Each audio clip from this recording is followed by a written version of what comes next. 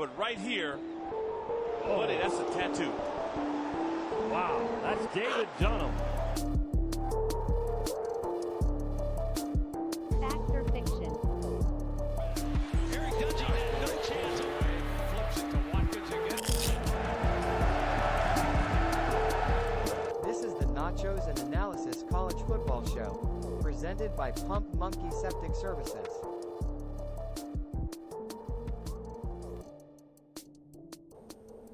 Welcome to Season 2, Episode 5 of the Nachos Analysis College Football Show. Today is Thursday, September 21st, and the Tigers moved to 2-1 ahead of a huge matchup against 4th-ranked Florida State in Death Valley this Saturday.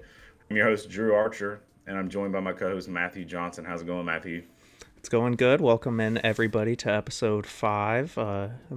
Honestly, it's kind of flown by so far this season. I know, it's hard to believe. I mean, 5's not a big number, but the fact that we've done 5 consecutive weeks of this is season's getting on by already. Yeah, I feel like we just got into a groove. Yeah. Well, folks, thanks for listening to Episode 5. We have another jam-packed episode. No guests this week, but we will review the Florida Atlantic game, talk about some other notable games this week, cover our Twitter poll, which I did remember to post this week, and it was also a little vague, only 2 options. So on Twitter, if you don't follow us, Nachos and Analysis, hit the follow button. It allows you to vote each week. Our Twitter poll this week was blindly choose the better quarterback. I listed 2 stat lines for 2 different quarterbacks. We'll discuss that and reveal who those stats belong to. And then we'll hit fact or fiction before we do our pick'em contest. There's a little shake-up there. Matthew's still in the lead, but I'm nipping at his heels. And then we'll give our picks for this week and preview the Florida State game. A huge matchup coming to Death Valley this week. So before we get to that, we got to talk about Clemson's 48-14 victory over Florida Atlantic. What were your initial thoughts in this game, Matthew? I was just so happy to finally put 4 consecutive quarters of good football together.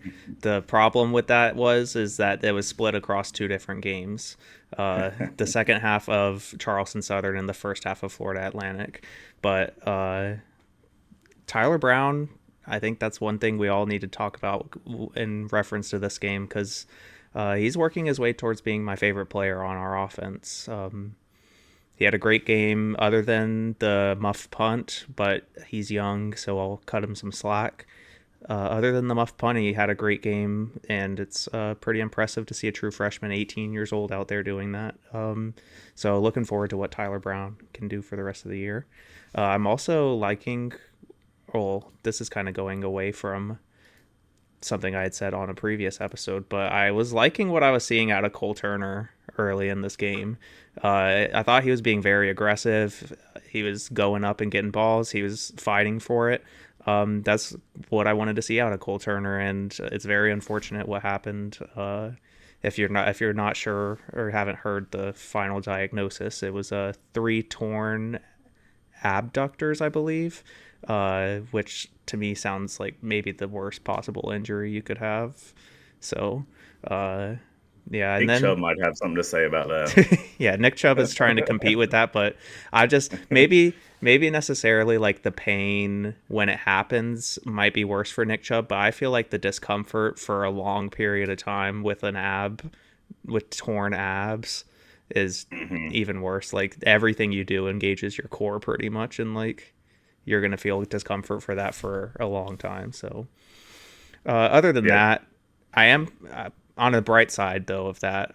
I'm happy that Cole Turner will get another year to work in the weight room and develop physically, because I think he can come back even stronger next year. So as far as the game exactly itself goes, I think it went about how we predicted on our episode.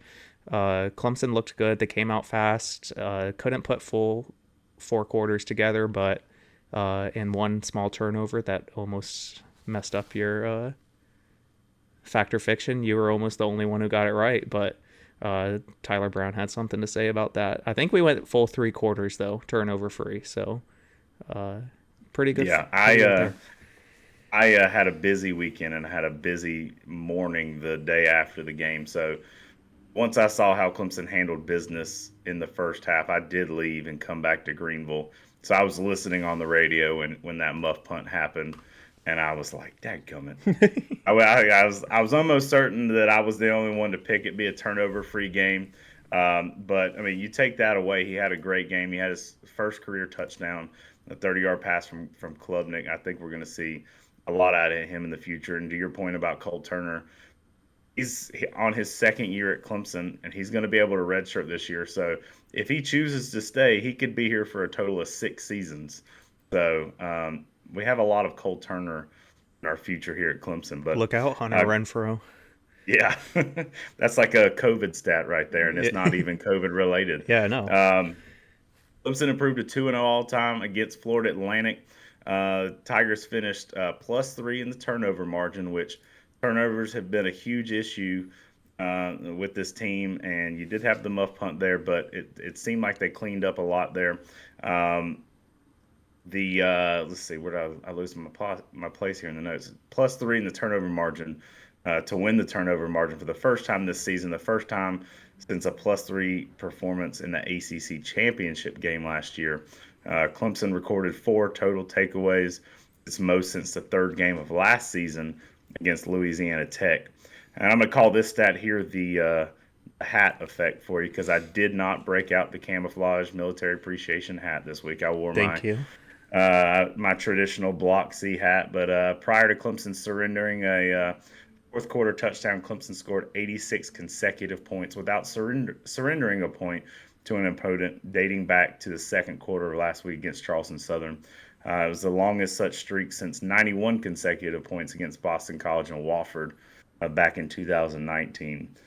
Clemson did not allow a single sack in this game. It's the first such game since last year against NC State. Clemson has now won 38 consecutive games when not allowing a sack. Clemson's last loss in which it did not allow a sack came at Boston College all the way back in 2010. You saw a little bit of improvement in Cade Klubnik this week. He completed 16 of 27 passes for a total of 169 yards with 3 passing touchdowns, no interceptions, which was nice to see. He rushed 6 times for 35 yards, which included a rushing touchdown there. And with 45 all-purpose yards in the contest, Will Shipley, he's reached 3,300 rushing yards. He passed Buddy Gore for the 12th on Clemson's all-time leaderboard in career all-purpose yards. Clemson got on the board first courtesy of Nate Wiggins, 46-yard pick six. Wiggins became the first Clemson player with a pick six in consecutive games since Rex Varn did it against Maryland in 1977 and NC State in 1978. That was kind of a surprising stat there for me, that somebody Clemson's defense has not had a pick six in back-to-back seasons. You go back to the ACC championship game where the play before he had a pick six, he came up limping, looked like he landed awkwardly, and then he takes a pick six. 90-something yards. yeah, I knew it was at least 90 yards down the field, and I was like, I guess he's not hurt there. But you could tell he was hurt. I don't remember talking about it, but he was like, he was kind of running a little funny on that. I don't know how he even survived the play before that you were talking about. Yeah, I remember looking over at Fax's Childress, and I was like, I don't know if Nate Wiggins is good. And being in the stadium last week, I always forget just how bad the service is. That was literally the only tweet I got off during the game at the stadium was when he scored that pick six, a little gif of somebody pulling their seatbelt on. So, well, the only tweet I got off on Saturday was about Florida State's uniform, so I think it's okay. I was so confused whenever I looked up and saw they were wearing white helmets. I don't know what it was, but I really liked the combination of like the all white and the garnet jerseys. Thought it looked really clean. I think Florida State should stick with it. I'm not a big fan of the gold helmets. Well, I'm the opposite, and I don't want to gas up Florida State too much with them coming into town this week. But I think Florida State have one of my favorite uniforms in all of college football. I like their gold helmets, and I don't dislike the white helmets. It just threw me off. Yeah, that's fair. Wrapping up from last week's game, the defense they forced 4 turnovers. They had 2 sacks, 10 tackles for loss. They were led by Barrett Carter, who had 7 tackles and a half tackle for loss on his own.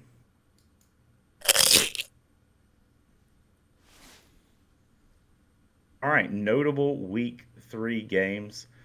There was you saw a lot of these teams that had a lot of notoriety, ranked highly, struggle a little bit. The first game that comes to mind, South Carolina versus Georgia.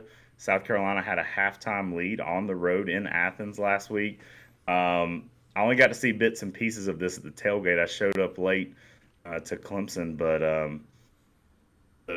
and I also, Matthew, I always forget this every year, that your dad's disdain for Georgia is more than his hatred for South Carolina, and just the reaction of people around our tailgate whenever he cheers as South Carolina does something good.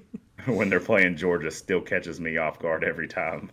Yeah, I mean, it was honestly a horrible week for everyone in the top 5. I mean, you have Georgia didn't look great against South Carolina. Alabama looked horrible against South Florida. I know Texas didn't look great against Wyoming. Maybe they ended up pulling away at the end. I kind of lost track of that game. But yeah, I started the day cheering for UGA, but when it got to the third and U of was in the game, I kind of changed and started pulling for them a little bit, because I'm more of a fan of the chaos than I am a non-fan of South Carolina. So I did start the day wanting Georgia to win, but once I kind of realized that South Carolina had a chance, then it switched. Yeah, I at the tailgate I said something similar to my mom. I'm like, trust me, I don't want South Carolina to win this game, but can you imagine the chaos and how funny that would be? And my mom's like, no, that would not be funny. I'm like, absolutely would be funny if Georgia got beat by South Carolina. I still hate South Carolina. I don't want them to win. But the fact that little old South Carolina travels to Athens and beats the number 1 ranked Georgia Bulldogs, yeah, that'd be kind of funny for chaos and content. Yeah, I mean, it wouldn't be fun for us because we live in South Carolina, so we would have to deal with the fan outrage. Not outrage, but I don't know what the Hype word train, is. getting steam. Yeah, whatever it turned into last year after the Tennessee and Clemson wins that South Carolina had. I don't want that to happen again. But it would have been worth it just to have Georgia lose their winning streak. I think if Georgia would have lost, I think Florida State would have owned the longest winning streak in college football. Really? Yeah.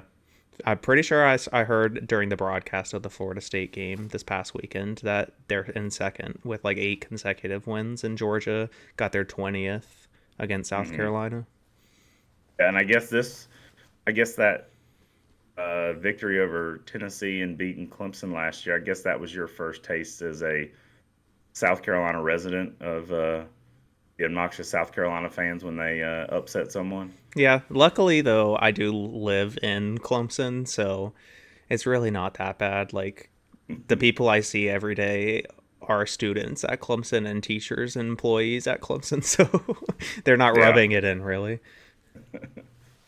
The Alabama USF game, I kind of was just seeing updates on this, but I don't know if you saw this. It was like a video of after the game, Nick Saban walking into the tunnel, and he was just soaking wet. You could just tell he looks miserable. It was, first of all, why is Alabama traveling to USF to play football is what I want to know. I had the same question when I turned that game on, but that's just crazy. I think Alabama is one of us. They're real. They're like a team like Clemson where they can go and have a really shitter game like this, and it makes me feel better as a Clemson fan, at least. I told you in the season preview they're going to lose 2 or 3 games this year. They almost got their second one in back-to-back weeks. So this is not the Alabama team of old, but we'll see. They got a tough road ahead with this SEC schedule. They got Ole Miss this week. We'll talk about that, I'm sure, with maybe some of our picks. But I could see Alabama be on an upset alert this week. Yeah, I mean, I don't know if you've been paying attention to the quarterback controversies in Alabama, but I'm not too sure why they went away from Jaden Milroe, who started the first 2 weeks. I'm pretty sure he had good performances. He's athletic and moving around. He's a running style quarterback, but then for some reason they decided to make the switch and then ran two different quarterbacks that neither of them were Jaden Milroe in the USF game, and that didn't work out at all. So it's going to be interesting what happens in Tuscaloosa, but just a really interesting call to me. I mean, I haven't watched all Alabama so far this year, so there could have been something that happened in one of those games, but to me from the outside it doesn't make much sense. Yeah, only little bit I've seen of him was in the Texas game the prior week in that loss, but I don't know. I think he's your best option if you're Alabama. And then Colorado State. You were in Colorado this weekend, didn't make it to the game. It looked like it would have been a fun one to attend.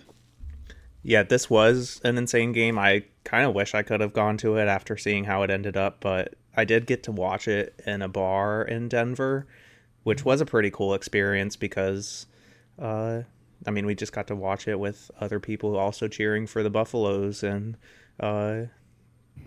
it's going to be a big test this week coming up. I know we'll probably talk about it later in the episode, but they got Oregon coming up, and I don't know if you saw the hit on Travis Hunter that knocked him out. He's going to be out this week, so that's making me lean towards Oregon for this game, but I don't discount the rest of the talent on CU's roster because I think they're going to make this one close, and they have the opportunity to make it a pretty crazy game. So I'll put a picture up on the screen of like the environment that I got to watch the game in because it was a lot of fun. So I'm happy I was out in Colorado for that game. Yeah, I bet that was pretty cool. I didn't watch any of it, because by the time I got home, it had started and I was ready for bed. But the highlights and clips and the chippiness that was going around from that late hit on Hunter and Shadur Sanders poking the other guy in the eyes, and it seemed like a heated rivalry. And I'm going to plead ignorance here. I didn't realize that Colorado State was quite like that, or if that's more of the Dion effect with some of the comments that Colorado State's coach made this week leading up to the game, but that looked like an intense matchup. I think with Hunter being out this week, I already thought that it was going to be Oregon win, but with him being out this week, I don't think it's going to be close. It's a 21-point spread the last time I checked, but this I don't know. I think the Colorado hype train might be slowing down. It might hit a brick wall this week, but we shall see. And then wrapping up some of our notable games, Florida State travels to Boston to play Boston College, and they struggle mightily. Yeah. I don't know that I like this as a Clemson fan. The week prior to them playing the Tigers. Because I'd imagine practice this week was not fun for the Seminoles. And they're going to come out guns a-blazing. So, but kudos to Boston College in this game. Yeah, I mean, FSU looked beatable. And to this point in the season, we didn't necessarily think that they were going to be. I don't know if you got to see any of it, Drew, but at one point in the third quarter, Boston College was in this game like only down a touchdown and had over 100 yards disparity in penalty yards. Like, I know Boston College set a school record for most penalties in a game during this game, and they were still within striking distance the entire time. If you take out those 18 penalties, I think Boston College probably runs away with that one. And they only ended up losing by 2. It's pretty crazy how they ended it. So, I think Florida State is beatable, but also Boston College kind of stinks this year.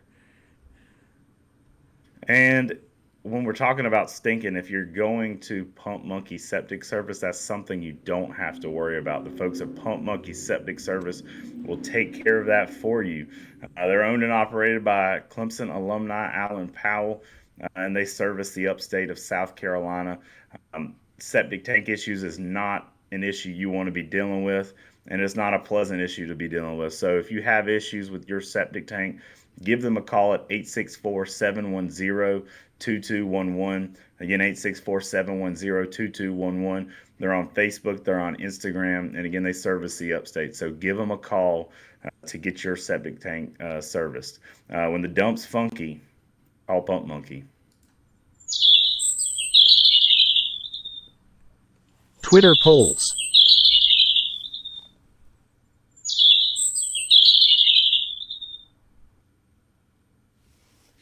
All right, Twitter poll of the week.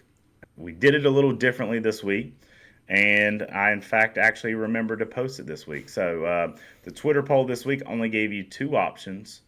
The question was blindly choose the better quarterback, and I included two stat lines for two quarterbacks with no context. The first option was a quarterback who was 53 of 84 with a 63.1 completion percentage with 8 touchdowns on the season.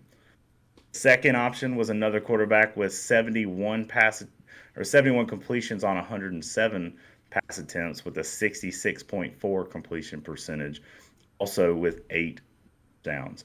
So no context here.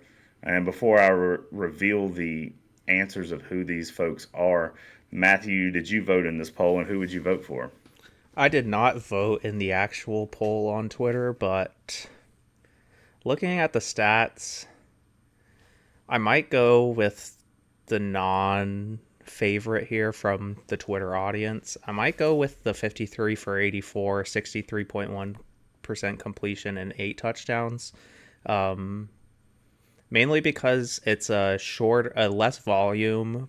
The completion percentage is still relatively similar, and it's a higher touchdown to attempt percentage. So I'd be leaning towards the top one, but I do have to say that I did get on Twitter earlier today, and I did see somebody already call out who these two quarterbacks were. So yeah, DW Pirate 55 sniffed it out. He commented and said, "I see you left out QBR and turnovers off this," which is a big one. Yeah, I will say, option A had 1 turnover, option B had 2 turnovers. Sniffed it out. The options here were Jordan Travis and Cade Klubnik. So the two quarterbacks that will be facing each other this week in Death Valley. Now, I did cherry pick some stats to mess with the Twitter poll. 77% of the voters chose Cade Klubnik's stats there. He's 71 of 107 on the season with a 66.4 completion percentage with 8 TDs. He does have 2 turnovers, where Jordan Travis is 53 of 84 with the 63.1 completion percentage, also with 8 TDs and 1 interception. So if you cherry pick some stats, might have a close quarterback battle here this week, Matthew. I honestly think talent-wise, they're probably pretty similar. Cade might have a higher ceiling than Jordan Travis does. I mean, you got to remember that Jordan Travis is pushing 23, 24 years old. He's been in college forever. So he's one of those people benefiting from the extra COVID time. This is completely unrelated, but during the Boston College game, I was watching a YouTube video. Shout out to Ryan Cantor, a friend of the show. He put out a video talking about the Clemson Florida State game, and there is a disparity in average starting player, or the average age of the starting offense for Clemson and Florida State. I'll ask you, Drew. You probably didn't see this, but what do you think the average age of somebody starting on Clemson's offense is versus Florida State? I'm going to go that, I don't know average age, but I'm going to say that Clemson has a higher average than Florida State. Really? So Clemson's average age of starters on offense is 19 years old, and Florida State's average starters on offense are 22. So, oh, wow. Florida State is one of those teams that's using the transfer portal very heavily, so their players are a little bit more experienced in different systems, which is a good or a bad thing depending on how you look at it. But I thought that was really interesting. I think Jordan Travis has a lot of positives in his game, but he's also not a generational quarterback who's going to blow you out of the water. Like I said, these stats are really similar, and you did have to cherry pick it a little bit, but I mean, if you switch Cade Klubnik and Jordan Travis on each team, the results for the season are probably not much different. Yeah. No guests this week, so we're going to jump right into Fact or Fiction. Fact or fiction?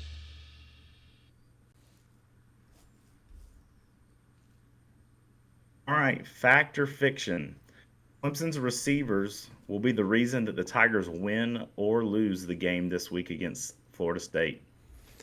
I'm going big fiction on this one. I think there's a lot more factors to this game that'll make a bigger impact. Excuse me. For example, the offensive line. That's what I'm looking at the most. I think across the board, position-wise, we match up pretty well against Florida State, except for their defensive line against our offensive line. That's the position battle that they are favored in, and I'm honestly kind of scared about it because their defensive line built it through the transfer portal, very experienced, very big and athletic. And our offensive line, while they have had some bright spots this year, they haven't looked amazing consistently. So I'm saying fiction offensive line is going to decide this game. I'm going to go differently. I'm going to say fact. One thing that Florida State's defense has given up this season is quite a few down the field throws. I think they've given up 8 on the season of 20 plus, something like 3 or 4 of 40 plus, and a few of those came from Boston College this past weekend. I think that if you can get a couple of those deep throws early, get the defense on its heels, that might change up the game a little bit. And you saw last week with Will Shipley, not as many carries, not as many yards. I think something like that will open up the run game, and that's what Florida State's going to initially sell out to do, is stop the run game. So if Cade Klubnik in the receiving corps can get a couple throws early, I think that'll open up the game for the Clemson offense. Yeah, that's a good point. I also would say that with Cole Turner being out, we're kind of lacking that over-the-top deep threat right now. So that's a little concerning going into this game, especially with what you're saying about we need the pass to open up the run game, because, I mean, teams ever since 2019 pretty much have been selling out to stop the run against us because it might be your only option. But yeah, I kind of agree, but I'm going to stick with fiction. The Coach Prime hype train in Colorado hits a brick wall this weekend against Oregon. I'm going fiction again, sticking with fiction. I think they're probably going to lose, but hitting a brick wall, I think, is a bit too far. I think they're going to keep this game close. The 21-point margin is a bit high for me. Like, this team is... Sorry, I was just going to finish saying, but this team is still really talented, and taking away Travis Hunter doesn't discount the other talent on the team. Yeah, I'm gonna go polar opposite, which I've kind of sided this way, and I don't want it to be perceived as Colorado hate or disdain for Prime. I was listening to another podcast this week, and they were talking about Colorado starting to get a bunch of haters and that kind of stuff. I think the hate that Colorado's getting right now is not necessarily a result of Coach Prime or Colorado. It's more from the media, because I don't know about you, I'm getting tired of hearing about Colorado. It's a cool story, but I think the narrative with the team might slowly, as this season goes on, as they face teams like Oregon and USC and get into conference play, I think you're going to see some of that momentum slow down. So actually, as I say that, I'm going to change to fiction, because they're not going to hit a brick wall, but I think they're going to fizzle out here in the next month or so of the season. Almost similar maybe to what we saw from Kansas last season. If you remember, Kansas started out like 6-0, 5-0, pushing top 10 rankings, and then kind of fizzled out towards the end of the year. But that's another team that we haven't talked about on the podcast this year, but has looked decent so far. I might be heading towards them for some picks at some point this season. Okay. Not this week, but I have thought about that. That Kansas is still in it a little bit. So it was announced about a week or so ago that Florida State's band will not be traveling to Clemson for Saturday's matchup, which Clemson fans who are in attendance rejoice because Florida State's band does not shut up. So fact or fiction, FSU's band is scared of heights because they'd be placed in the upper deck. I'm going to go 3 straight fictions here. But to be honest, if I'm being honest, I'll look in the camera for this one. I'm going to miss Florida State's band at the game. They make it a lot of fun when they're there because, they play the tomahawk chop and it's fun to, do the middle finger tomahawk chop. And they play just a bunch of stuff that really gives fans of the other team ammo to yell at them. So I am going to miss that a little bit. But at the same time, it's going to be nice not hearing the tomahawk chop after every single play. Yeah, no, I get that sentiment. I'm someone who, that's one of the more unique things about college football. You don't get that in the NFL. Bands are a big part of it, and I do enjoy. I actually do not mind the tomahawk chop as long as it's not at Clemson. But I see your point there. I'm going to say fiction. They are not scared of heights. Would be kind of funny to see. I'd imagine we're going to have some teams bring a band this year. So it will be funny to see for the first time this season a band in the upper deck when we're so used to seeing them down there by the visitors' tunnel. Yeah, it will be weird. And I was also wondering, because I know Florida State's band is pretty talented. Like, they have a lot of money in their band program. So I was wondering if it was more of an acoustics thing that you're just not going to get the same echo and, impact on the field that you'd get from down there by the tunnel. So I wonder if that had anything to do with it, but I don't know. I understand because I think doesn't their band normally perform at halftime with Clemson or for a brief moment during halftime? Possibly. And that I was also going to say that I will miss them at halftime because they are a talented band. And I think that's a big part of it, getting from the upper deck and down and then back up again. Yeah. I think that was a big part of it. So, but another good fact or fiction segment this week.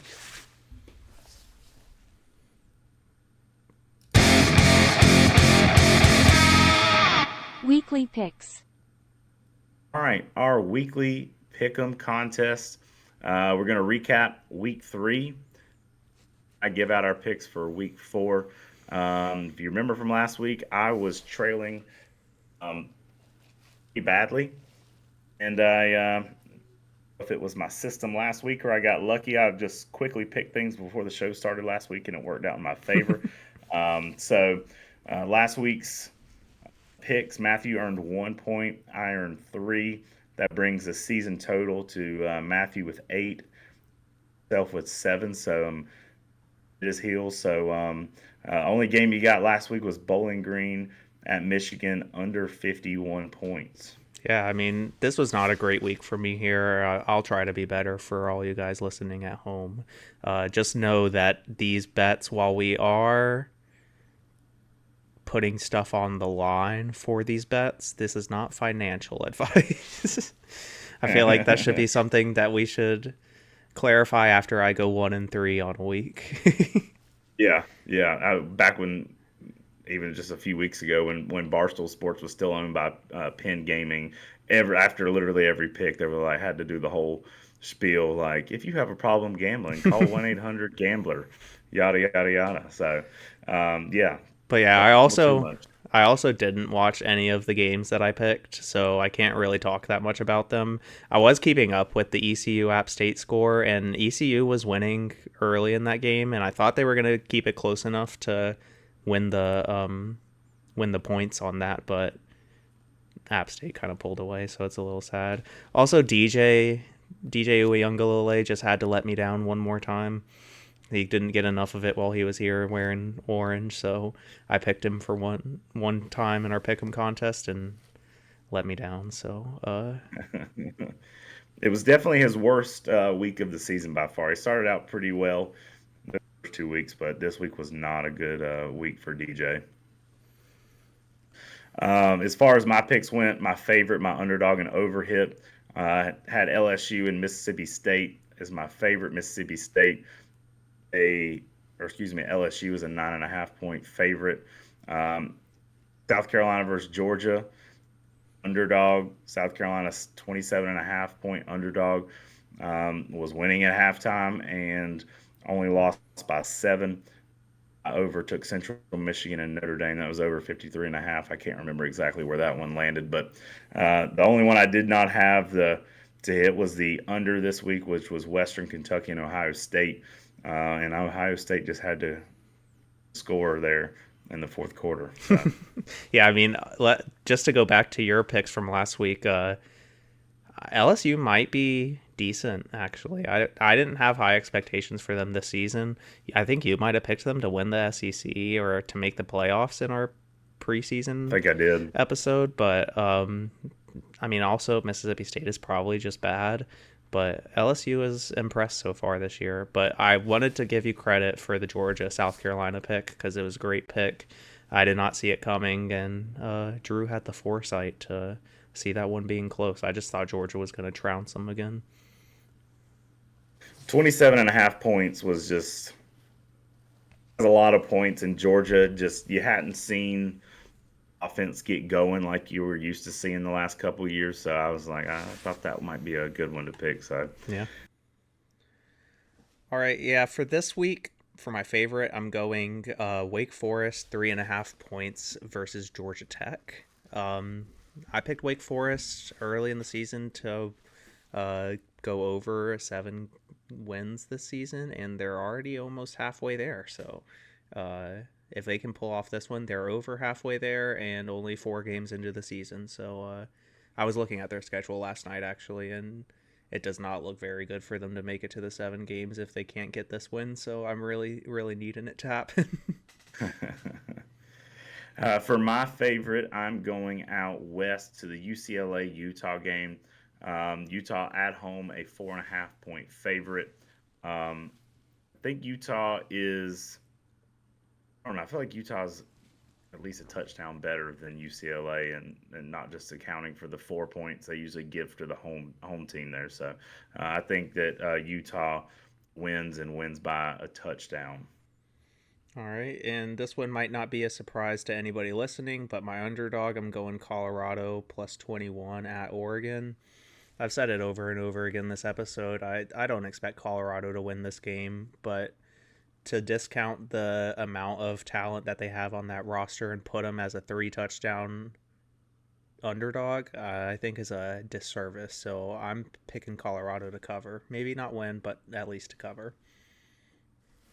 I am going with the Ole Miss-Alabama game. Ole Miss travels to Tuscaloosa. They're a 7-point underdog. I don't only think that Ole Miss can cover this. I think Ole Miss can win. Then moving on to over, I am going over to Texas. In-state battle. This is SMU at TCU, plus or minus 63.5. 63.5 is a lot, but these offenses love to score. So I think that one's going to go well over. 63 is a lot of points, but I could definitely see that. I'm going with Rutgers and Michigan. Rutgers travels to Ann Arbor. The over-under is only 44 points. Michigan alone is averaging 32 points a game. And while they're the second in total defense, Rutgers has scored 35-plus the previous 2 games. I don't expect Rutgers to challenge Michigan at all, but I think with the amount of points that the 2 of these teams can put up, I think that 44 is a little low. Yeah, that's interesting. It'll be interesting to see if it's as defensive as a battle as it Vegas seems to think it will be. And I'm going to take a page out of your book here because you also picked this game, but I am going for my under Ole Miss at Alabama, under 55.5.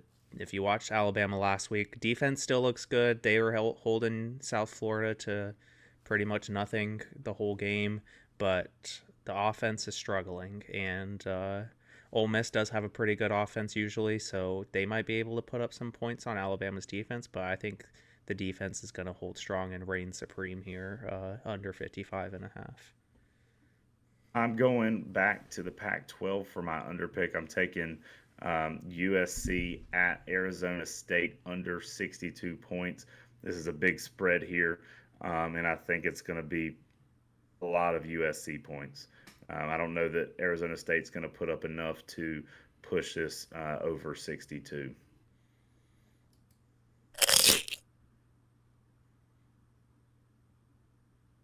All right.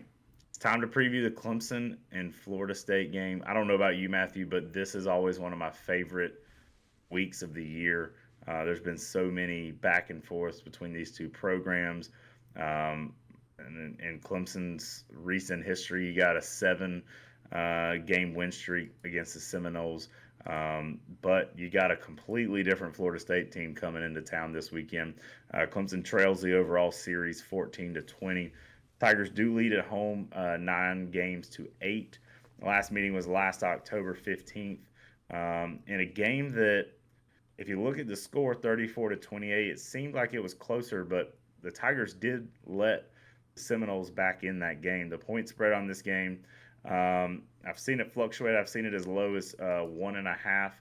At the moment, it is 2.5 in favor of Florida State, and the over/under at 55.5. The two programs, they've accounted for 13 ACC championship game appearances. They've won 11 between the two programs over the last 14 years. Clemson's facing Florida State 56 years to the date of the birth of Clemson's tradition of rubbing Howard's Rock. The rock from Death Valley was first placed at the pedestal on September 24th, but Clemson did not begin rubbing the rock until its 23-6 win against Wake Forest on the 23rd in 1967. Clemson's attempting to win 8 consecutive games against Florida State for the first time in series history. It would be the second longest winning streak against the Seminoles by any opponent all time, just trailing Florida's 9-game win streak against FSU, and that was in 1968-76. Clemson's attempting to defeat a top five opponent at Memorial Stadium for just the 5th time in the facility's history. That would join wins against number 4 Georgia in 1981, number 3 Florida State in 2003. We'll come back to that game in a minute. Number 5 Georgia in 2013, and number 3 Louisville in 2016. A win Saturday would be Clemson's first win over a top 10 opponent as an unranked team since beating Florida State in 2003. So a lot on the line. A win would be big for the Tigers here. What are your initial thoughts on this game, Matthew? Well, before I get started on that, I did want to just say a brief something about that 2003 game. I was too young to go to that game. That was still when I was barred from rivalry games, just because of the atmosphere that it comes with.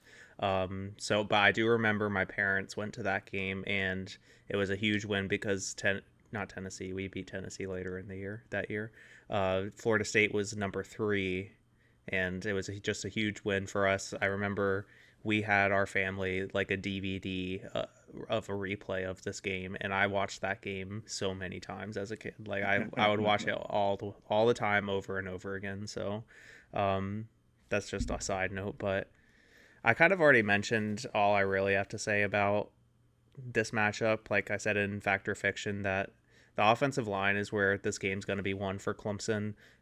Florida State is beatable, and Clemson has the talent to beat them. It's just, are the pieces going to fall together at the right times? I think there's only 2 options this week, is we will shoot ourselves in the foot or we will win the game. I don't think FSU is talented enough to just come in Death Valley and dominate us like they did in 2013. I think Clemson has to lose this game more than Florida State needs to win it, if that makes sense. Clemson will do something to lose this game before Florida State does something to win it, if that's what I was trying to say.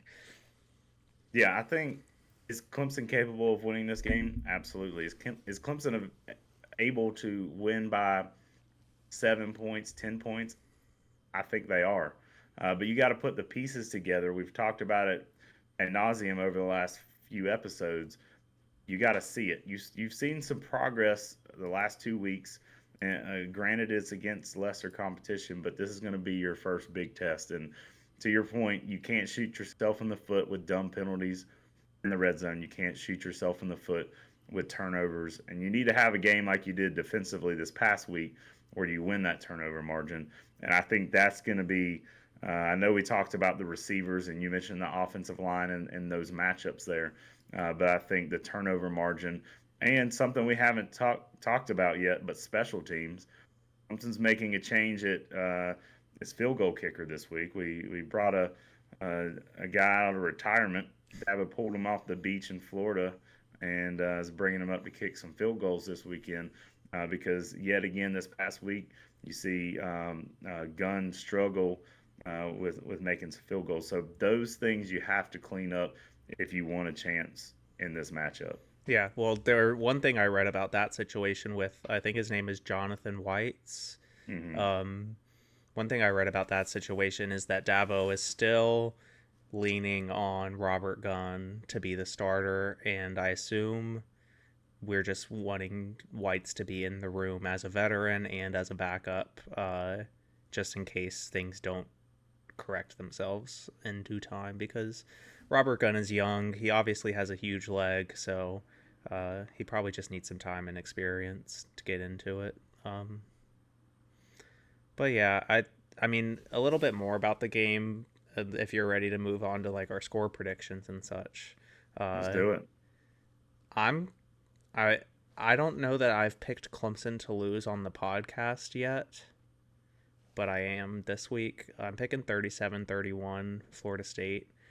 I've said this before this episode, but I think we match up well across the board, except the OLDL matchup when Clemson has the ball. And I don't know if anybody listening got a chance to watch that Florida State Boston College game last week, but Castellanos, I did not say that right, but the quarterback for Boston College ran all over Florida State's defense. He torched them. So Cade is going to have to use his legs and improvise in the pocket. Not designed quarterback runs. Cade needs to improvise and escape and get upfield if we're going to have any chance of winning this game. If Cade ends this game with less than 50 rushing yards, maybe gross, not with the sack yardage taken out of it. But I think that is our only chance of winning. Cade isn't going to be able to sit in the pocket and make reads. Not that he does it all the time anyway. But he's going to have to make quick decisions and get out of the pocket and use his legs. If he can do that, I think Clemson has a good chance, but we have not seen Clemson win a big game since 2 or 3 years. Every time I feel like we're going into a big hyped game, Clemson's made some kind of coaching error, just dumb mistakes like turnovers. I mean, I can't not just go with what my eyes have seen the last 5 big games we've played. Yeah, I tried to think back to last season if either of us had picked against Clemson. I feel like at some point one of us did. I'm not completely certain. Yeah, I remember. I was just going to say, I remember when we played Notre Dame, I said on the podcast that I wanted to pick Notre Dame, but I let my orange glasses overshadow that, and then we ended up losing. So I vowed that if I ever have the gut feeling again, I will not just pick Clemson just to pick Clemson. So here we are. Luckily, the home win streak is not what it was before. I'd rather lose it to Florida State than South Carolina, though. Yeah. Well, we are making history because I, too, am picking Florida State here in this matchup. I think in some way, shape, form, fashion, like you mentioned, there's going to be some kind of shoot yourself in the foot type moment, whether it be coaching, whether it be dumb penalties, whether it be turnovers. I will say to your point about Cade, he did seem to take it upon himself to get out of the pocket and run a little bit more this past week. And granted, he did look a little awkward at times, but he did escape a handful of times to keep a player or a drive moving. But I'm going with Florida State here. Not quite as high of a total as you, but I got Florida State winning 31-27 this week. I hope we are wrong. Because I'm looking forward to this matchup. I'm looking forward to getting out there early, tailgating. I'm looking forward to just a big game energy. and excited to get back out to Death Valley, even if it is a noon game this week. Yeah, I mean, like it's always fun to play Florida State, and part of that factor is taken away with their band not being here, but it'll be exciting either way. Well, to your point about the band, if this is a big if Clemson gets up and towards the end of the fourth quarter they got a lead and they find a way to put it away in the waning minutes of the game, I can almost guarantee you, with no Florida State band being there, the Clemson student section is going to make up for it, and I think you might see a tomahawk chop out of the student section if Tigers win this one. I hope so. That would be funny.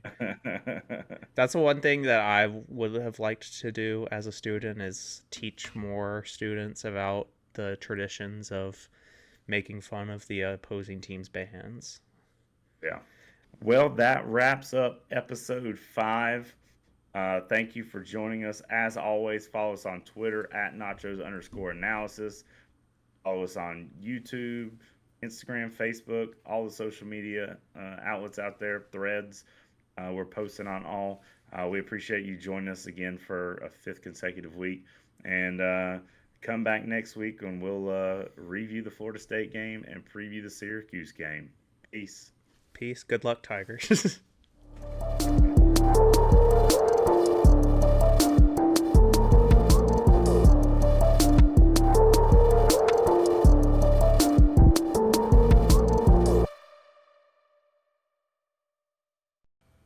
Since you rank them, you rank your children, Dion. I mean, everybody else does, but they don't say it publicly. Thank you, Dion. I say this to Rich all the time. No, I'm not ranking my children. Like you know darn well which kid is going to roll you right to the nursing home when it's like at the end of the day. Everybody got a kid that they will give the credit card to, and they can't get that they won't. Everything in life you're going to be judged. And I'm letting them know. Like, I let them know right off the bat. Bucky is...